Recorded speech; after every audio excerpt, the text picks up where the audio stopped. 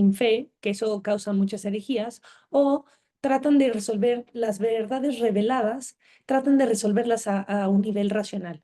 Muchas de ellas se pueden, otras no. El neoplatonismo es el elemento y la corriente idónea para hacer una filosofía que logra explicar la revelación. ¿Por qué decimos que el neoplatonismo y no el aristotelismo? En esta época, Aristóteles está, sus escritos y todos sus apuntes de clase están encerrados en un baúl, en un sótano, debido a las constantes guerras. Entonces, durante 1000 años los escritos aristotélicos no se pueden conocer, se sabe de su fama, de algunas ideas que permanecen en el tiempo, pero no se conocen de fondo. En cambio, las obras de Platón, siendo publicadas y distribuidas por todo el mundo, tiene su auge y nos permite explicar algunos elementos de la revelación. Entonces, el fin de este movimiento era desprestigiar el politeísmo tradicional del pueblo romano. Su mejor intérprete fue Plotino, que también rechazó las nuevas religiones orientales, oponiéndolas el paganismo y la filosofía platónica. Él, siendo neoplatónico, concibe el uno, que nada ni nadie puede contradecir su voluntad, si lo pensamos, que es lo que sucede cuando queremos hacer un plan y tenemos demasiadas personas que quieren opinar lo mismo. No necesariamente va a ganar el mejor plan, va a ganar el que convence a la mayoría. Si tenemos dos fuerzas opuestas, ¿qué es lo que va a suceder? Que una anula a la otra un turno por un turno, pero no necesariamente quiere decir que sea el mejor plan. En cambio, si yo tengo una sola voluntad, un solo Dios, nada ni nadie le puede contradecir, porque lo que dice es lo que se hace y es el mejor plan. Entonces, todo viene del uno. Es causa de las cosas por emanación del propio ser, que se expande sin perder su plenitud ni su simplicidad, como los rayos del sol, que además de producir luz y calor, cada vez eh, se van haciendo más débiles si yo me alejo, pero si yo me acerco al sol es cada vez más radiante. Lo mismo pasaría con el fuego. El fuego, si yo tengo una fogata y prendo una vela con esa fogata, no disminuye el fuego, sino que más bien se mantiene el mismo fuego y además ilumina. Y si yo a esa vela le pongo otra vela y la prendo, no se disminuye la llama original, ni tampoco de la fogata, sino que siguen alumbrando. Entonces, por participación, los seres surgen, son participados de Dios. El uno produce las cosas desde su propio ser en estratos cada vez más imperfectos a medida que se apartan de él. Entre más alejados estén los seres del uno, más oscuros e informes van a ser. En cambio, entre más cercanos al uno, van a ser muchísimo más definidos y más formados, ¿no? Entonces, a partir de esta idea del uno, surge como esta fundamentación de lo que el cristianismo mantiene de Dios tiene que ser uno, no pueden ser muchos, ¿no? El cristianismo, lo sabemos, no es una filosofía, es una religión, pero al ser el hecho central de la historia del hombre, ha tenido y tiene una inmensa influencia en el desarrollo de la investigación filosófica. Ha dado lugar a una segunda época de la filosofía. Hay como una especie de declive entre las escuelas helenísticas y con la revelación surge esta idea de elevar otra vez la filosofía para entender las verdades de fe, que las personas lo repiten, lo repiten, lo repiten, lo repiten, pero en realidad no saben qué es lo que están diciendo. Em, la filosofía cristiana llenará toda una edad de la historia. El dogma cristiano, aquellas verdades reveladas o inspiradas que la Iglesia ha declarado como tales, no es una filosofía ni algo irracional. Tampoco impone al pensador determinadas soluciones filosóficas. Aquellas verdades son suprarracionales. Pertenecen a un origen superior del conocimiento que exige la fe. La filosofía se puede dividir en grandes ramas. De esta época se pueden dividir en grandes ramas y cada una con sus distinguidos representantes que vamos a ver a cada uno. En la antigüedad están los apologetas, que son los que defienden la fe, San Justino y Tertuliano, la patrística con San Agustín, los padres de la iglesia, que son los que asientan las verdades de fe. Hay una época de transición con Boecio, Casiodoro y San Isidoro, y surge la escolástica, que tiene un inicio madurez del siglo de oro y su declive. El inicio es del siglo IX al XI, con Escote, Eurígena y San Anselmo, la madurez en el siglo XII con San Bernardo, la escuela de traducciones y la filosofía islámica, que descubren los escritos de Aristóteles y comienzan a tener un avance científico y filosófico en el mundo musulmán. está el siglo de oro con el aristotelismo cristiano, se recuperan los escritos de Aristóteles del mundo musulmán y se busca cristianizarlos con San Alberto y Santo Tomás de Aquino. En el siglo XIII, la filosofía del franciscanismo con San Buenaventura y Duns Scoto, y la decadencia en el siglo XV en el siglo XIV, perdón, o XIV con Ockham. Entonces, uno de los grandes personajes que dan pie a la filosofía medieval es San Agustín. Antes de estos filósofos determinados por el cristianismo, hay una mención honorífica a una filósofa mujer reconocida por todos como Hipatia de Alejandría, que Hipatia lo que hace es que por medio de la observación descubre el movimiento elíptico de los planetas y eso explica las estaciones del año. Mucho tiempo después, 1000 años después, vamos a ver cómo Kepler confirma esa teoría y entonces se establece ya como una verdad. Eh, Ahora, todo esto está influido por la caída y la quema de la Biblioteca de Alejandrías, es la época en donde estaba Hipatia de Alejandría viviendo, y bueno, cómo esto influye en esta como pérdida del conocimiento, pérdida de grandes escritos, grandes autores, que bueno, se trata de reconstruir todos sus conocimientos de boca en boca, por medio de apuntes de alumnos, y todo esto le llega a la época de San Agustín, que es un cartaginés en Cartago, África. Eh, un dato curioso de San Agustín es el santo representado, el más representado después de la Sagrada Familia, y nadie sabe cómo era. Entonces tenemos representaciones de San Agustín de todo tipo. Eh, lo que sí sabemos de él es que era hijo de Santa Mónica y Patricio en Cartago, África. Vivió una juventud despreocupada y escéptica, alegre e inconsciente, o sea, robaba por robar, hacía el mal porque podía hacerlo. Su profunda sinceridad le lleva a plantearse profundos problemas filosóficos sobre la verdad y el sentido de vida. Todo esto lo expresa en la primera autobiografía que existe, que se llama Las Confesiones. Es uno de los libros más leídos también. Y justo nos platica, ¿no? de este movimiento que lo lleva a interiorizarse cada vez más y a encontrarse con Dios. En un principio, profesa la filosofía gnóstica del Persamani o el maniqueísmo, que defendía la existencia de dos principios, uno bueno y uno malo, que luchan entre sí. El conflicto de este dilema es que por qué el hombre siempre tiene que estar pagando el mal, porque se le condena, porque se le encierra o se le castiga, y el bien nunca hace nada. Entonces, ante esta pregunta, el Persamani lo expulsa y le dice que no tiene la capacidad de entender esto, ¿no?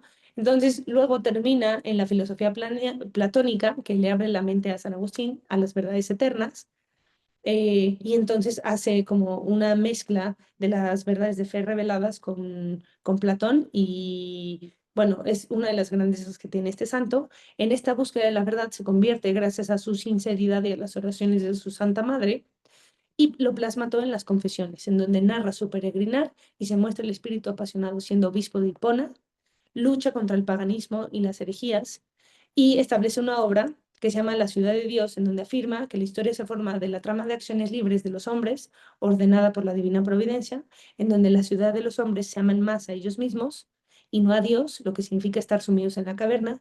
En cambio, en la ciudad de Dios, los hombres aman más a Dios que a ellos mismos, los que les da pie a entrar en el mundo de las ideas, ¿no? Entonces, lo que hace San Agustín es que toma el mundo de las ideas de Platón y se vuelve la mente de Dios, y el mundo de las sombras, que es el mundo del pecado, en donde el hombre tiene un cuerpo. Ahora, el cuerpo no puede ser malo porque no hay nada malo que hace Dios. Entonces, el cuerpo simplemente tiene que luchar con diferentes tipos de pecado para que el hombre se salve, porque el hombre es cuerpo y alma.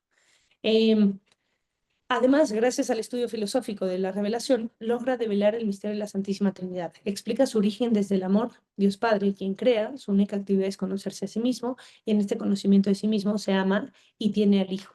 Quien al conocerse conoce su origen, se ama y ama al Padre, y en el amor del Padre y el Hijo proviene el Espíritu Santo. Quien al conocerse conoce su origen y ama a sus progenitores. Dicho en otras palabras, si me lo permiten, es cuando el hombre se conoce a sí mismo, se ama y por ello puede amar a una mujer que a su vez se conoce a sí misma, que se ama, y en el amor entre el hombre y la mujer tienen un hijo, que al conocer su origen se ama.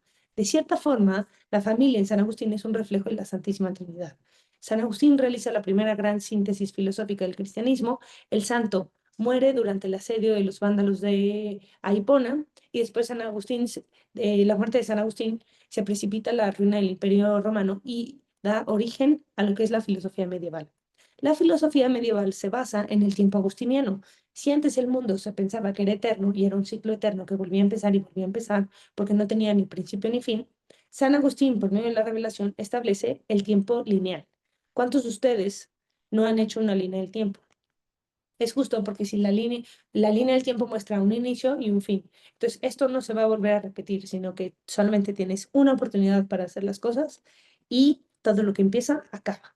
Entonces, bajo esta idea, la Edad Media se forma con este pensamiento agustiniano y no se conservan, bueno, durante los primeros siglos de la filosofía medieval no se conservan originales de los grandes maestros clásicos, sino que se va repitiendo y repitiendo y se van copiando estos conocimientos en diferentes monasterios para que no vuelva a suceder la tragedia de la Biblioteca de Alejandría. Entonces, la obra de Aristóteles era totalmente desconocida, la de Platón solamente por derivaciones de los neoplatónicos y algunos escritos. Ahora, la filosofía árabe llega a estar en contacto con los manuscritos de Aristóteles y la comienza a utilizar para profundizar en el conocimiento eh, para justo establecer, de acuerdo a las verdades de fe del Corán, establecerlas o sea, maridarlas con el pensamiento aristotélico. Entre grandes personajes musulmanes que incluyeron en este avance tecnológico, científico y espiritual se encuentra Avicena o Ibn Sina Averroes, el cordobés, porque vivía en el Califato de Córdoba de España, Al-Khwarizmi o algoritmo, que eso lo decimos en álgebra porque le inventa, Ibn Batuta, que es el primer cartógrafo del mundo, entre otros más, ¿no? Durante esta época, también al mismo tiempo surge otro gran pensador medieval ya dentro de la escolástica, que es Boecio. Boecio es encarcelado por hablar de la verdad y en la cárcel termina por escribir su filosofía y bueno, su primera tarea fue su intento de trasladar al latín el aparato conceptual de la filosofía griega. Pudo entonces iniciar la obra del filósofo y comentador de Aristóteles. Puede afirmarse también que él fue el medio por el que llegaron a Occidente antes del siglo XIII una serie de conceptos de la lógica y la metafísica aristotélicas, como lo sería el acto y la potencia, el accidente y la sustancia, los universales, la especie, etc. Además, recoge y transmite conceptos estoicos como los de naturaleza y ley natural y realidad, entendida como corporalidad, el destino y la providencia divina. Esta necesidad de explicar y develar algunos misterios de la revelación, Boecio, con ayuda de conceptos aristotélicos, echa mano de nuevos conceptos que van a aclarar y disipar toda duda y cuestionamiento realizados por las herejías. Por ejemplo, inventa el término persona. Sí, podríamos decir, a ver, eso es muy común, pero persona humana nos suena redundante. En realidad, podemos demostrar la posibilidad de la encarnación de Dios Hijo sin perder su naturaleza divina y humana a partir de este término, que es lo que nos ayuda a entender qué es ser persona. Si nosotros nos damos cuenta, la definición de Aristóteles ya no es suficiente como animal racional, sino que es necesario un nuevo término que también explique un componente espiritual. La persona se define como sustancia individual de naturaleza racional. Si la sustancia es el ser en sí mismo, lo individual es lo que nos distingue entre todos los seres y la naturaleza es movimiento y el movimiento que tenemos es según el tipo de alma humana, que es la racional, se otorga por Boecio y está analizada por Santo Tomás de Aquino una vez recibida la revelación y perfeccionada. Si nos fijamos un poco en ambas definiciones son completamente distintas, pero similares por un mismo término, la naturaleza racional. Animal viene de ánima, que es alma racional, y naturaleza es el movimiento racional.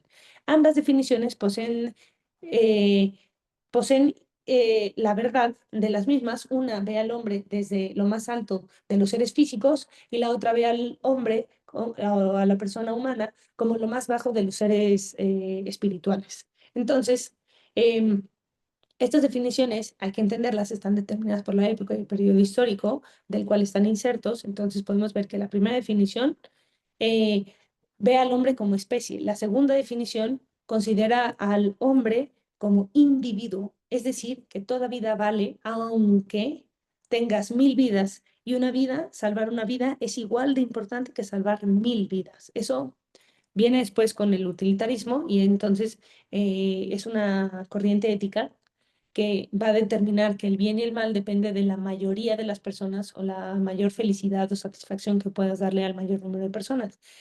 Lo que la época medieval establece es que el individuo está sobre todas las demás cosas. Entonces, de cierta manera, se complementan. ¿Por qué? Porque no hay solamente una persona humana, también hay una divina y una angélica. Persona humana es sustancia individual de naturaleza racional más cuerpo, y la persona divina es una sustancia individual de naturaleza racional sin necesidad de tener un cuerpo. Y las personas divinas se distinguen en Padre, Hijo y Espíritu Santo. El Padre, que se distingue en su individuación por la creación, el Hijo, que se distingue del Padre por la salvación o redención, y el Espíritu Santo, que se distingue del Padre y el Hijo por la santificación. Entonces, nos damos cuenta que las personas no solamente son físicas, no solamente son humanas, y no solamente la persona física es humana, sino que la persona divina puede coexistir muy bien con un cuerpo, y por eso la unión hipostática de Jesús, verdadero Dios y verdadero hombre, pueden coexistir, ¿no? Entonces, la jerarquía de seres es el acto de subsistir, del ser. Entonces, la concepción del cristianismo lleva al hombre a una realidad superior, a una realidad propia del hombre, sin descartar la realidad inferior de la que posee. Ambas definiciones son correctas y complementarias, no se oponen una a la otra, sino que explican dos aspectos del hombre entre dos puntos de vista, natural y trascendental. La filosofía medieval va a dar un giro gracias a estas aportaciones de los escritos aristotélicos, con lo que es posible profundizar la fe y aclarar aquellos conceptos opacos que la revelación proponía. En este caso, también en el año 500 después de Cristo, surge un tratado que ejerció una gran influencia durante toda la Edad Media. Consiste en una serie de escritos que eran atribuidos a quien se presentaba como Dionisio y como un ateniense convertido por San Pablo. Sus datos no coinciden con la vida de Dionisio, sin embargo, se gana el apodo Pseudo Dionisio. Y postulaba la existencia de dos vías de acercamiento a Dios. La primera de ellas, la vía afirmativa, que estaba supeditada a la segunda, la vía negativa. Esta manera de definir empieza por aplicar a Dios en un grado superlativo las perfecciones de las criaturas, así como los nombres de las Sagradas Escrituras, la vía afirmativa, para después pasar a negar ese conocimiento, una vía negativa, y concluir que ningún atributo concuerda perfectamente con la naturaleza divina. Es decir, que la vía negativa nos lleva a la oscuridad de no saber, ya que nos hacemos conscientes de todo intento de comprensión intelectual de Dios para así abandonarnos a la unión mística con Él. La vía afirmativa son los superlativos. Es decir, Dios no solamente es sabio, sino que es omnisapiente. Dios no solamente es poderoso, sino que es omnipotente. Dios no solamente tiene toda la ciencia, sino que es omnisciente. En cambio, lo que Dios no tiene, a diferencia del hombre, es que es inmortal, es decir, no muere, incorruptible, no se corrompe, entre otras. Este tipo de conocimiento de una vía positiva y de una vía negativa nos permite entender a Dios y a toda la revelación de una manera muchísimo más sencilla. No solamente se aplica en la revelación, también se puede aplicar en diferentes áreas, por ejemplo, cuando describimos a una persona. Ahora, ya sabemos que persona tiene que ver con sustancia individual de naturaleza racional y no solamente como especie, sino como individuo.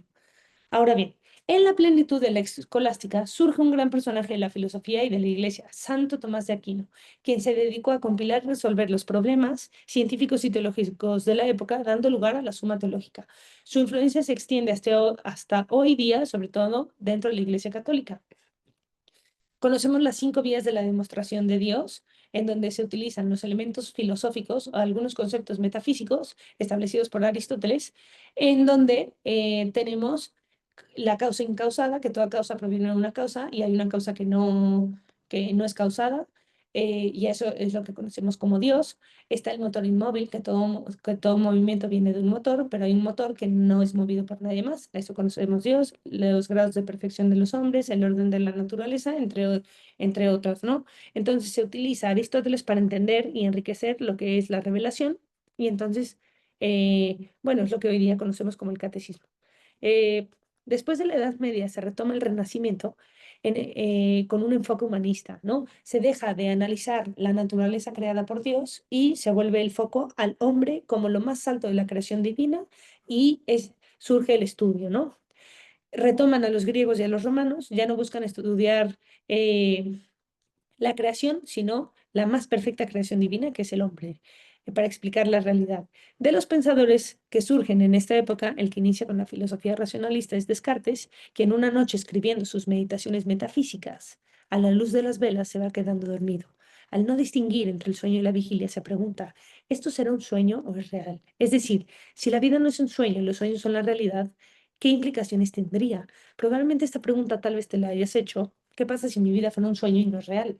Ya que en los sueños sentimos, tenemos emociones, tomamos decisiones, las cosas que pasan cambian, podemos hacer cosas y sufrir cosas de la misma manera que cuando estamos despiertos. Entonces, ¿cómo sabemos que nuestra vida no es un sueño? ¿Cómo saber si esto es real? Que que no nos garantiza que no estamos dormidos. En realidad, tú no puedes garantizar que yo exista, porque no me has visto en persona, solamente en este video.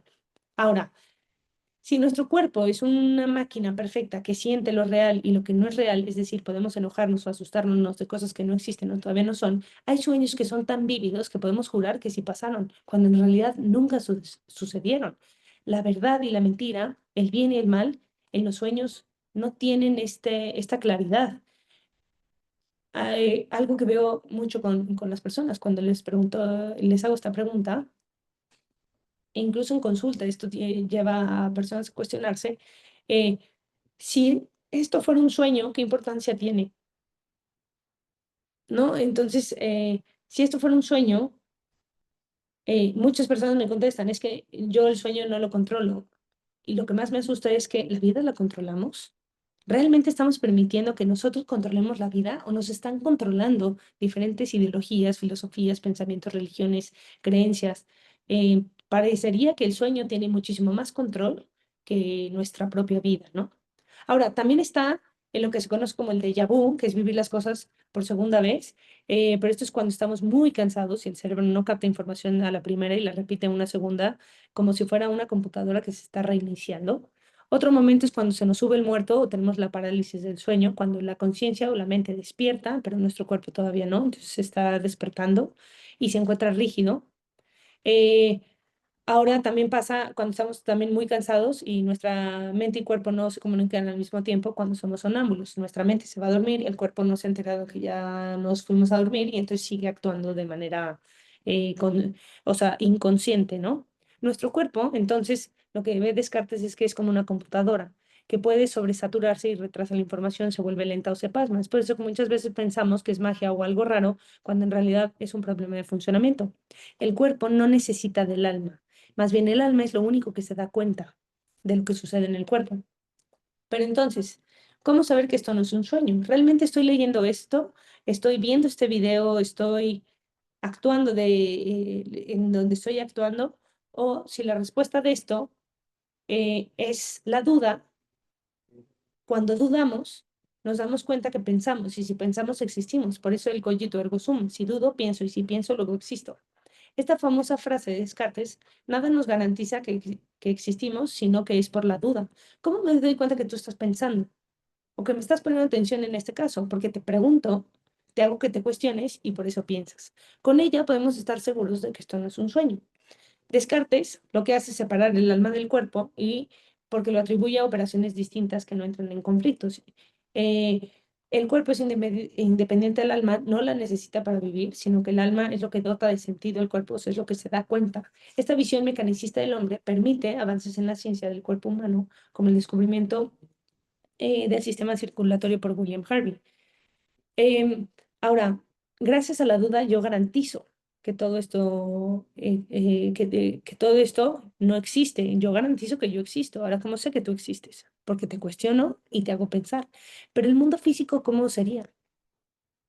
Y esa respuesta dice Descartes, bueno, si hubiera un genio maligno que nos quiere engañar en esto y no nos garantiza que el mundo físico existe, porque no le puedes preguntar a la mesa si existe o no existe, sí sabemos que Dios es bueno y no nos quiere engañar. Y entonces esto garantiza todo.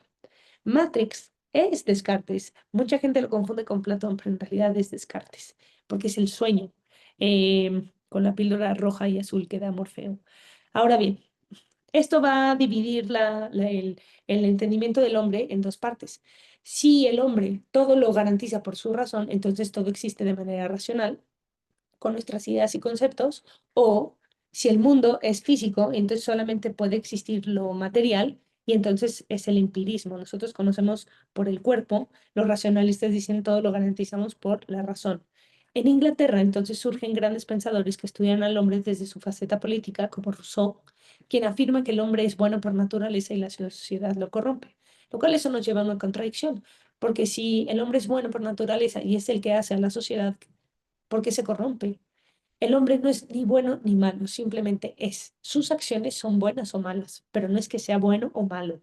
Ahora, por otro lado, en Alemania surge el movimiento ilustrado con su principal exponente, Kant, quien afirma que el hombre es un ser para la libertad y autónomo, que se rige bajo las leyes para llegar a ser moral y alcanzar la felicidad, siempre y cuando cumpla con lo debido. El hombre, por medio de su razón, se da cuenta que hay leyes en la naturaleza. A partir de esas leyes que hay en la naturaleza, se da cuenta que tiene unas leyes inscritas en su corazón y por eso es capaz de vivir de acuerdo al deber de la razón, porque su inteligencia es capaz de encontrar estas leyes y regirse bajo ellas. Ahora, entre sus discípulos se encuentra Hegel, quien afirma más bien que el hombre es un ser que va realizándose junto con los demás, que hacen el Dasein, que es el absoluto al que todos aportamos y por eso avanza la historia en el uso del intelecto, conocimiento y razón. Normalmente los archivillanos quieren tener un poder absoluto, es decir, esto que dice Hegel, ¿no? Tener un poder que sea lo último que la humanidad ha encontrado y contenerlo todo. Ya sabemos cómo terminan siempre los archivillanos, pensemos en Jafar, cuando pide ser un hechicero con el poder absoluto, termina encadenado a ese poder, ¿no? Más tarde, Marx, siendo discípulo de Hegel, toma la filosofía hegeliana y la resume en la historia como el hombre un ser materialista, como medios de producción. Todo lo que hace el hombre es para su avance material, para lograr la felicidad. En su obra Manifiesto Comunista habla de tres etapas del hombre: tesis, antítesis y síntesis. Por ejemplo, la sociedad hay pobres, tesis; ricos, antítesis; síntesis, revolución. Eh, ahora bien, muchos otros pensadores surgen aquí, podemos profundizar, pero no nos da tiempo para este curso, pero todo lo que hemos estudiado del hombre va avanzando junto con la ciencia, y entonces en estos grandes avances tecnológicos y médicos, el estudio del hombre tiene un parteaguas con Freud, que introduce el subconsciente y comienza a hablar de la afectividad, es decir, las emociones, el temperamento, el inconsciente, etcétera. La historia también influye en el estudio del hombre, como lo fueron la Primera y Segunda Guerra Mundial, dando como resultado la filosofía existencialista y la sospecha de sus principales representantes. Nietzsche dice que el hombre es un ser para la vida y se encuentra condenado a vivir y a ser libre en sus decisiones y no le queda de otra más que seguir siendo. Contrario a esto, tenemos el filósofo francés Sartre en el existencialismo, que afirma que el hombre es un ser condenado para la muerte, lo cual no puede sino más hacer nada más que morir debido a la falta de sentido que carece en su existencia. Elimina la religión y por eso su vida no tiene sentido. Y cuando se da cuenta de esto, le da una náusea de su propia miseria. Diferentes corrientes filosóficas surgen, como la fenomenología, que afirma que no podemos conocer totalmente las cosas, sino solamente lo que se nos presenta. Siendo la realidad tan vasta y tan variada, solamente podemos conocer lo que se presenta a nosotros, el fantasma, el fenómeno. Por otro lado está el personalismo, que es una corriente filosófica más nueva, que parte de una relación divina para garantizar nuestra existencia, las cuales cada una ha aportado al estudio del hombre de manera total. Entonces vemos cómo vamos avanzando en el conocimiento del hombre y cómo el hombre es demasiado complejo, porque el hombre, independientemente qué filosofía o qué ideología lo estudia, es todo eso. A través del paso del tiempo, el estudio del hombre ha aportado un conocimiento mayor de lo que somos. Sin embargo, este viaje por las distintas épocas y filosofías y pensadores nos muestran que el hombre es un objeto de estudio difícil de reducir a solamente un par de palabras. Y eso que nos saltamos a muchos otros filósofos, pero los podemos ir conociendo en diferentes cursos y en diferentes obras. Ahora bien, estamos listos para entonces intentar responder a la segunda pregunta. Ya respondimos de dónde viene el hombre y todo su estudio. Ahora vamos a ver hacia dónde, de dónde viene con todas estas preguntas. Nos enfrentamos a qué es el hombre. Ya no de dónde viene, sino qué es el hombre.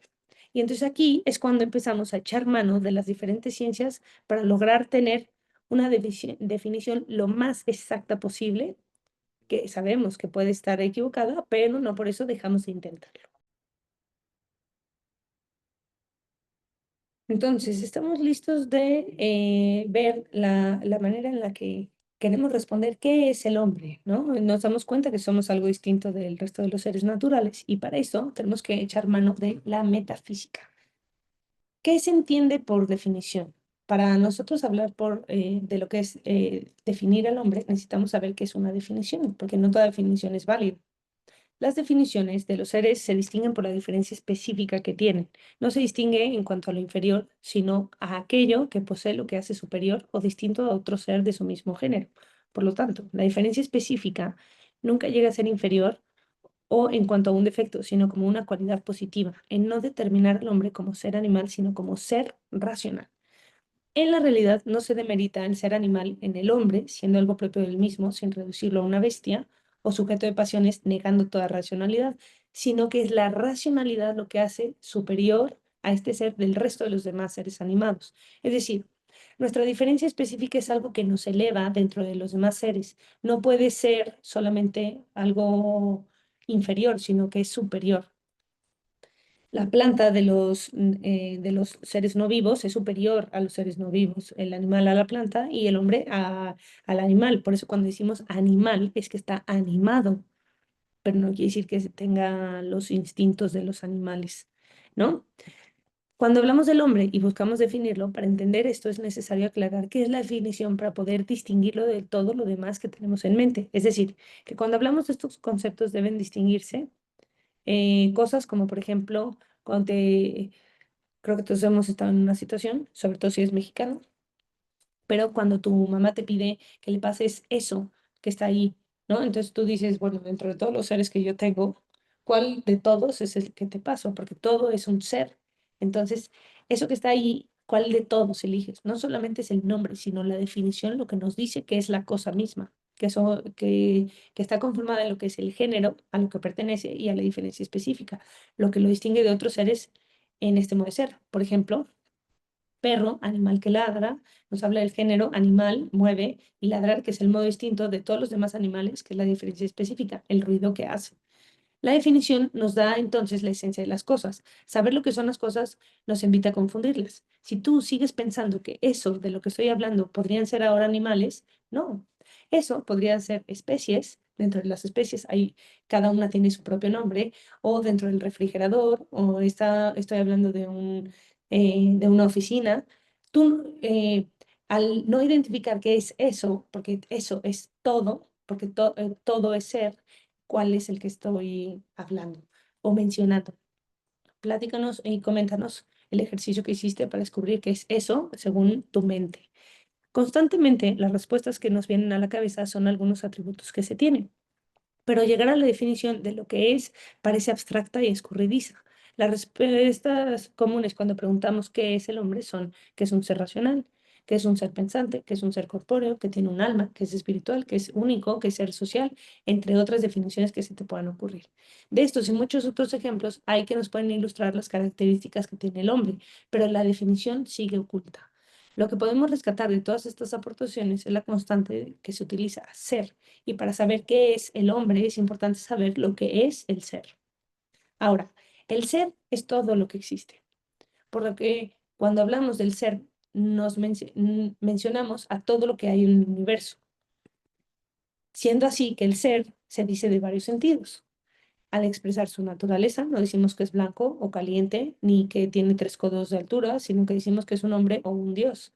Las demás cosas no se les llama seres, sino en cuanto que son o cantidades del ser primero, o cualidades o modificaciones de este ser, o cualquier otro atributo de este género y los estados análogos, porque ninguno de estos modos tiene por sí mismo una existencia propia. Ninguno puede estar separado de la sustancia. Bajo cada una de ellas oculta hay un ser, un sujeto determinado. Este sujeto es la sustancia, es el ser en particular que aparece bajo los diversos atributos. Aquí lo que hace Aristóteles en la metafísica aclara, ser es todo, la silla